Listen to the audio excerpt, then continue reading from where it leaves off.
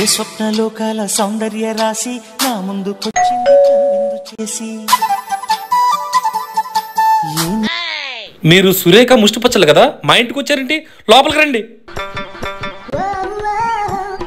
Sorry madam, ఆ voice బయట పెట్టినందుకు. అయినా మీరేంటి మేడం మరీ అంత ఘోరంగా తిట్టారు? అది మొన్న ఒకడిని నువ్వేం కొంటావురా పచ్చళ్ళు అంటే ఒక 10 కేజీల పచ్చడి ఆర్డర్ చేశాడు. ఇలా తిడితేనే వ్యాపారం జరిగిద్ది అనుకున్నా. నాకేం తెలుసు నా నోటితోల కండంతరాలు దాటిద్దని. అవునండి, అది కూడా నిజమే.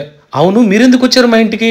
కామెంట్లో సగం మంది అతనికి ఇంత అవమానం జరిగింది కదా, నువ్వే వెళ్ళి పెళ్లి చేసుకో అంటున్నారండి, అందుకే వచ్చాను.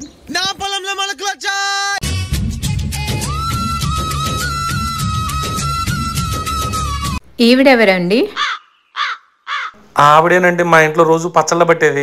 నేను పచ్చళ్లే కాదమ్మా, కారం కూడా బాగా పెడతాను. సారీ పడతాను. హే మానసా, నువ్వు ఒక్కసారి ఆలోచించు. ఈ నిర్ణయం ఆయమ్మే తీసుకున్నది కాదు, మన రాష్ట్రం మన దేశం అందరూ కలిసి తీసుకున్నది.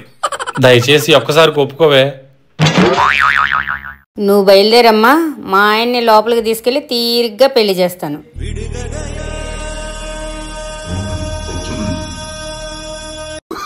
అనుకున్నట్లుగానే మనం తిరుగుదారిని కాపాడుకోలేకపోయాం.